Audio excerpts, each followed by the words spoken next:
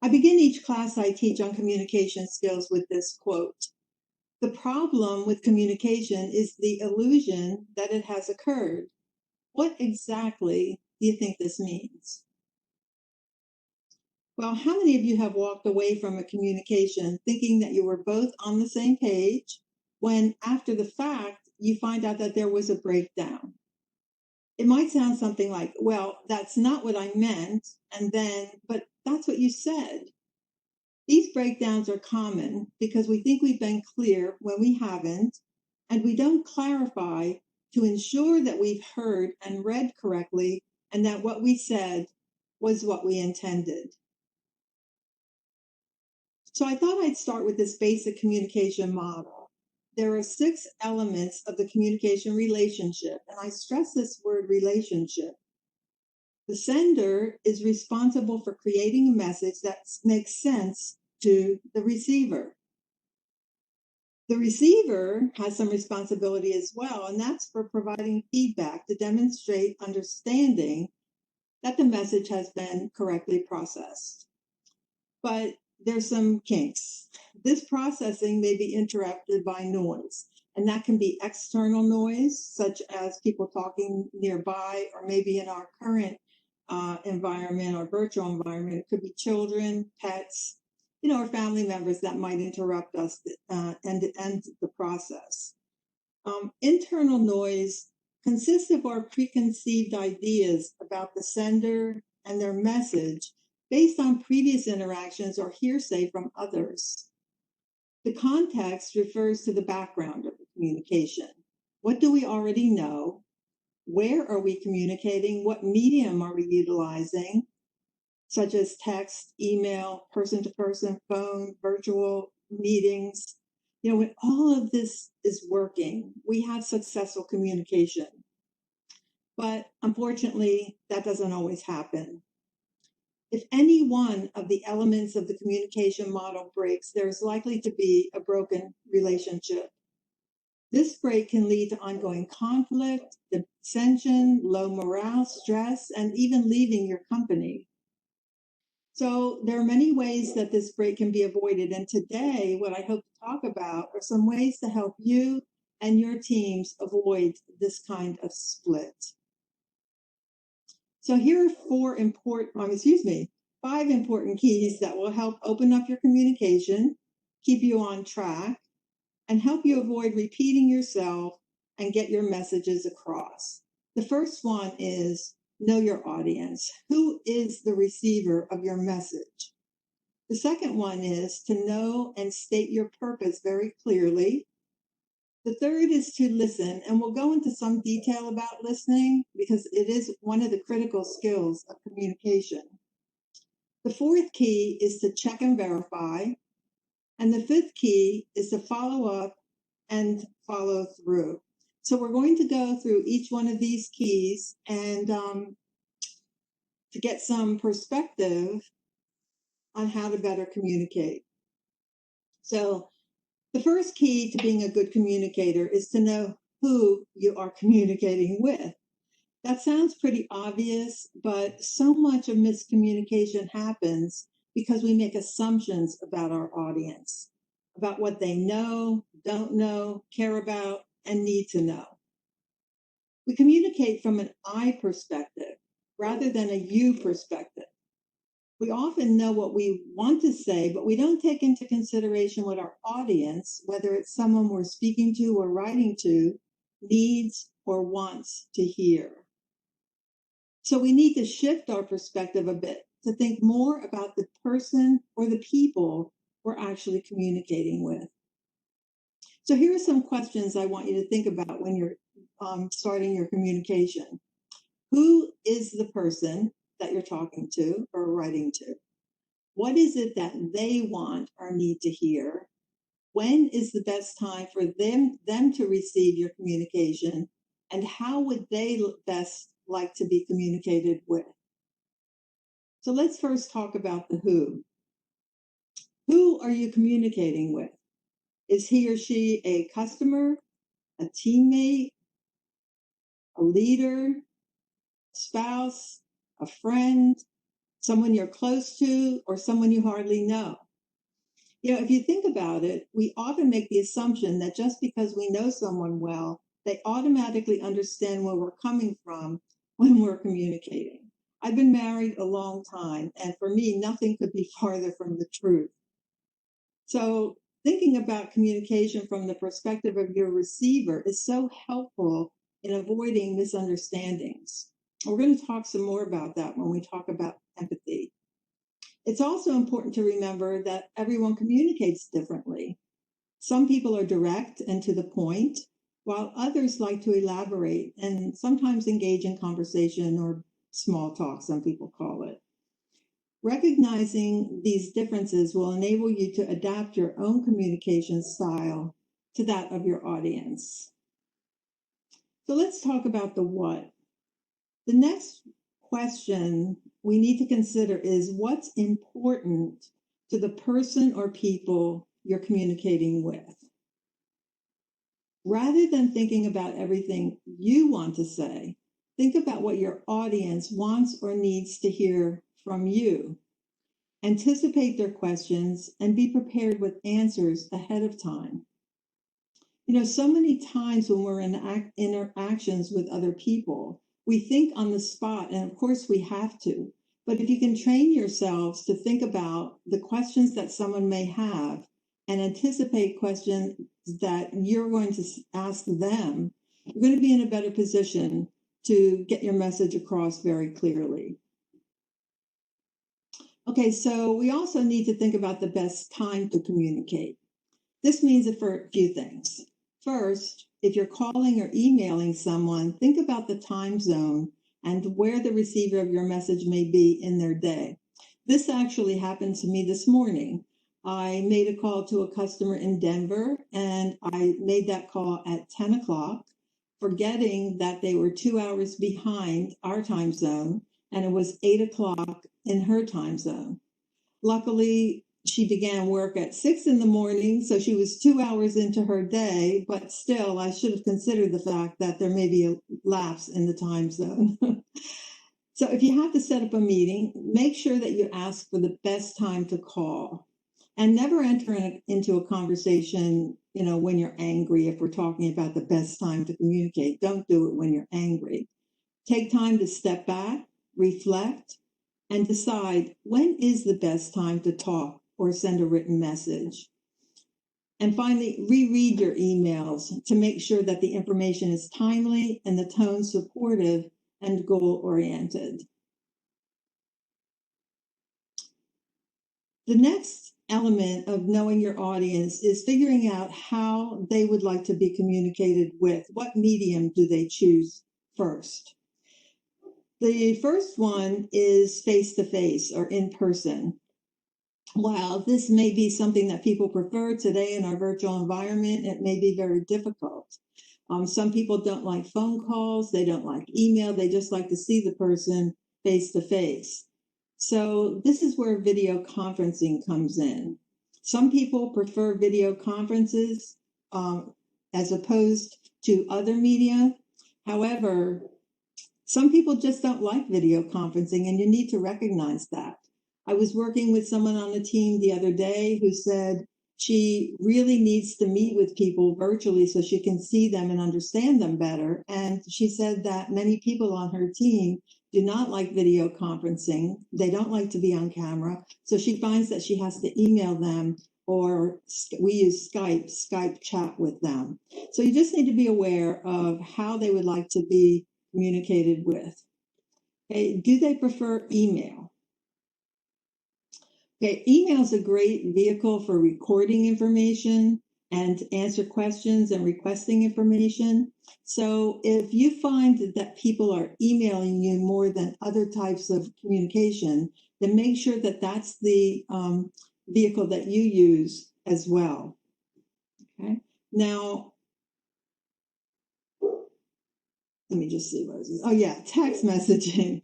I almost forgot about text messaging because it's not a medium that I prefer. However, there are people who prefer to, even professionally, communicate via text. I receive texts from my team, for example, the first thing in the morning, sometimes just to say hello. Sometimes the whole team will text to share some motivational quotes or whatever. Some people say that texting is not a good medium for professionalism, but in our environment, it may be that to get a quick message across, text may be the way to go. And then the telephone.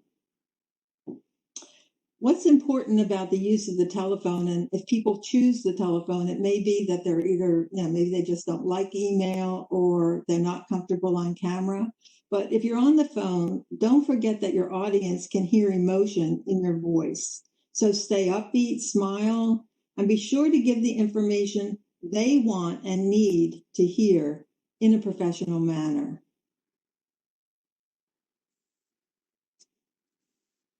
So now we've talked about understanding your audience and how important it is to shift our perspective from I to you.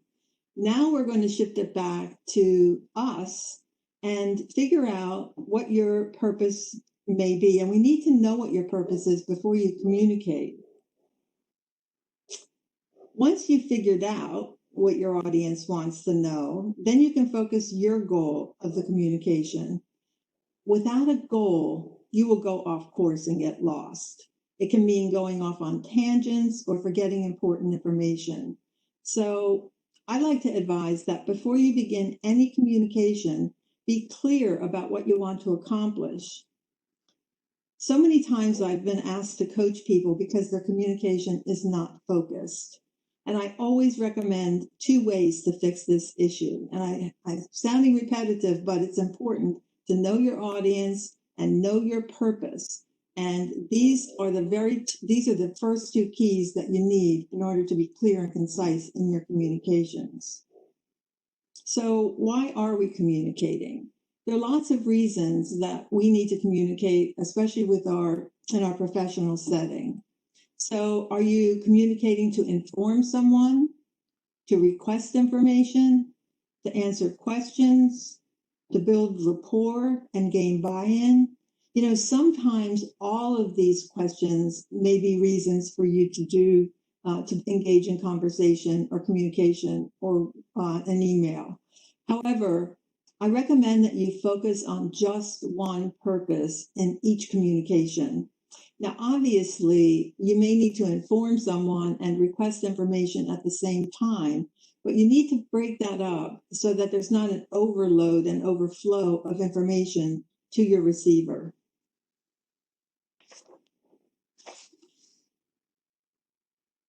Okay, so let's talk about listening. All of these keys to communication involve listening. Listening is really the foundation. And this may be so obvious to people, but everyone is not a good listener. I know I've often heard myself say to my husband, "You're not listening to me." And not only does he get every word that I said repeated back to me, and that's so frustrating. And I tell him, listening isn't just hearing. It involves so much more. So I call it listening with heart, because you're basically putting everything that's going on with you on hold. So let's go into a little bit of detail about listening, because what listening really is learning. And you need to learn to listen so that you can listen to learn. Only about 2% of the professional community has had any formal training in listening, so it doesn't come easily.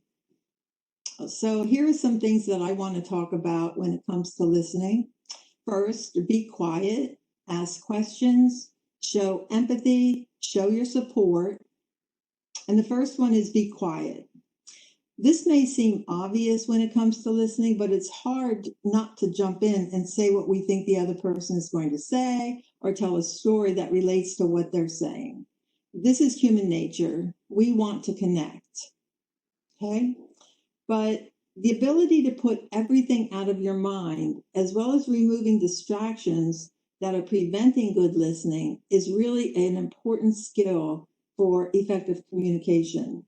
You have to be quiet in your mind by removing the thoughts, opinions, beliefs, and attitudes that you are programmed with. I think this is an interesting statistic. We hear and speak at about 125 to 150 words per minute, but we think at a rate of about 1,000 to 3,000 words per minute. So it's understandable why it's so hard to listen with your full attention. One way that can help you to focus is to ask questions. And asking good questions helps you to learn. It helps you to get information to make decisions. Okay, it's the only way you can figure out what your receiver, what the audience really wants to know from you.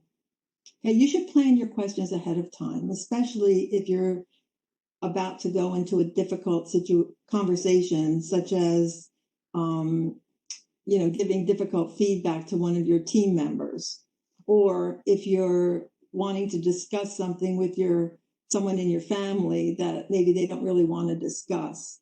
So rather than coming in and kind of dumping your own thing on someone, ask a lot of questions. Maybe some communication doesn't get responded to because the right questions weren't asked, or they weren't asked in a way that the receiver can understand them. Okay, don't forget that. Think about the questions that they may have for you as well. And as I said, this is really all about preparation.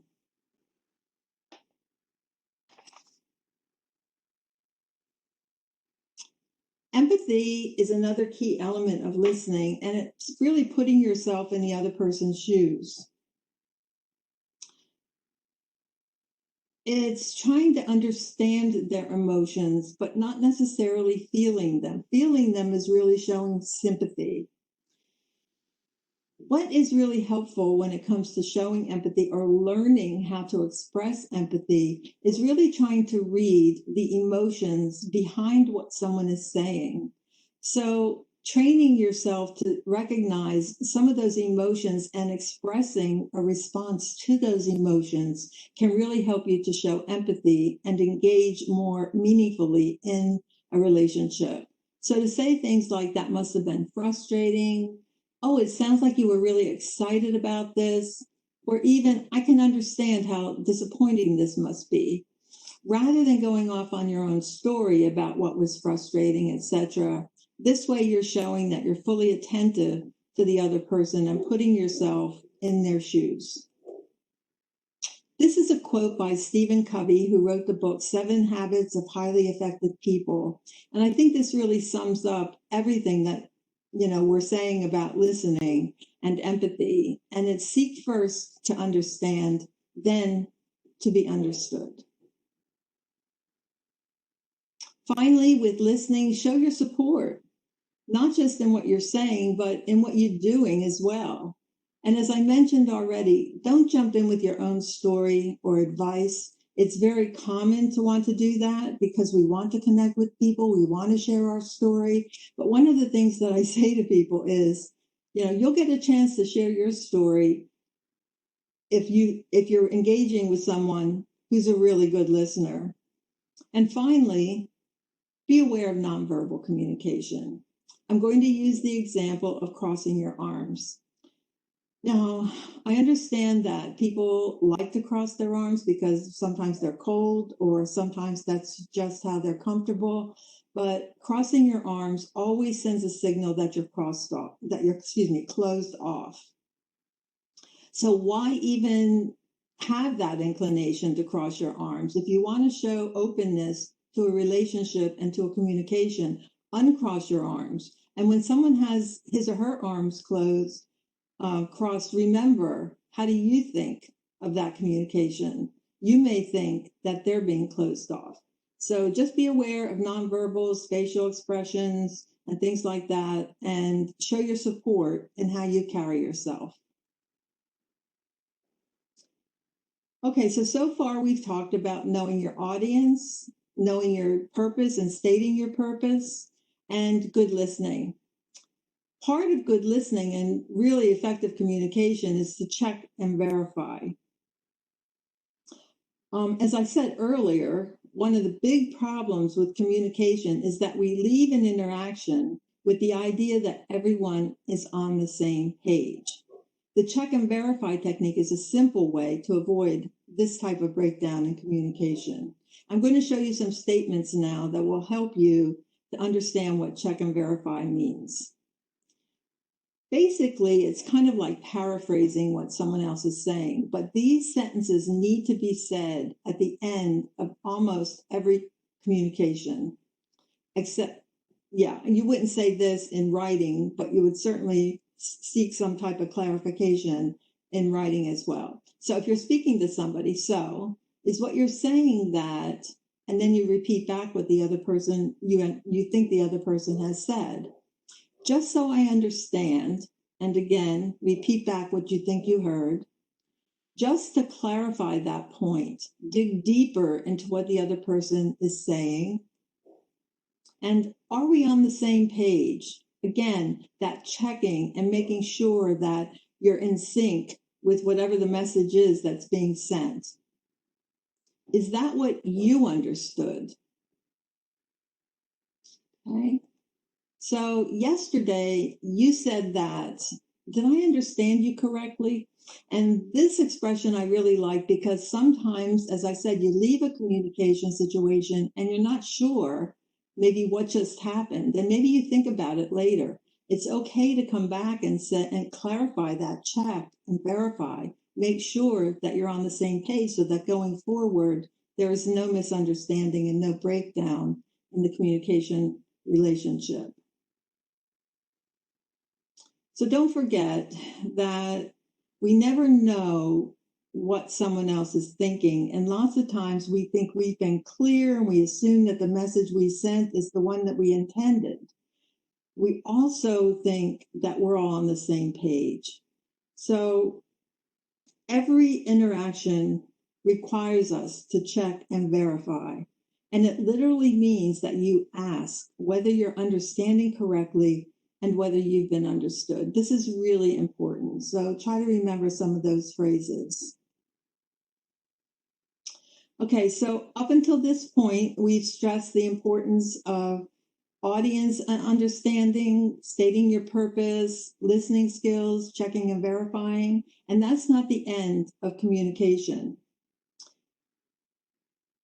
Let's talk about the importance of following up and following through. We take communication for granted, and our reputation is not built not just on what we do and say as we send a message or the feedback we give to ensure we are on the same page. It is also built on what we do after we've had an interaction. Communication is ongoing. That's why it's so important to follow up your communication with a confirmation of that conversation or email and follow through with the actions you've committed to. So for me, the first step in following up is having a time frame for doing so. This is especially important after you've had an interaction with a customer or prospective client. Giving out your business card may be the first step in building a relationship, but the communication that comes after that first contact is more impressive. If you have not received information you need to complete a job, follow up with a call or email requesting that information again. A phone call with a follow-up email to confirm your understanding also goes a long way to long-lasting relationships. So get it in writing, because not only is this a record of the conversation or the exchange that you've had, but it's also a way to have that person continue to engage in conversation with you, okay? And always do what you say you're going to do, because while people may doubt what you say, they will always believe what you do. And that's something that I think is very, very helpful to remember. And sometimes we have to remind ourselves that following up and following through on those communications is really all part of communication. So I have a couple of summary slides. I think that you understand now that there are 5 keys to communication that can help you to avoid that break in that relationship and help you to be more concise, clear, and focused. And I'd like to end with this quote: communication, the human connection, is the key to personal and professional success. So I want to thank you very much for your time.